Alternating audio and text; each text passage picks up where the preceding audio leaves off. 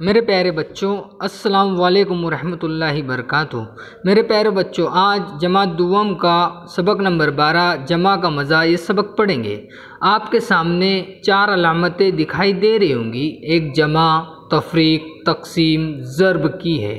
इस मेरे प्यारे बच्चों, आपके सामने जो सब्ज़ रंग में, हरे रंग में अलामत दिखाई गई वो जमा की अलामत है। हम इसके बारे में मज़ीद मालूमात हासिल करेंगे। मेरे अजीज़ बच्चों, आपको इस तस्वीर में 3 गेंद दिखाई दे रही होंगी। बीच में जमा की अलामत है। उसके बाजू में आपको 3 गेंद और नज़र आ रहे होंगे। 3 और 3 की जमा करने पे हमें 6 मिलता है। मेरे अजीज़ बच्चों, आपको इस तस्वीर में 5 कारें नज़र आ रही होंगी। बीच में जमा की अलामत है। उसके बाजू में आपको एक कार नज़र आ रही होंगी। 5 में 1 मिलाने पर हमें 6 मिलता है। 4 जमा 5 9 होता है।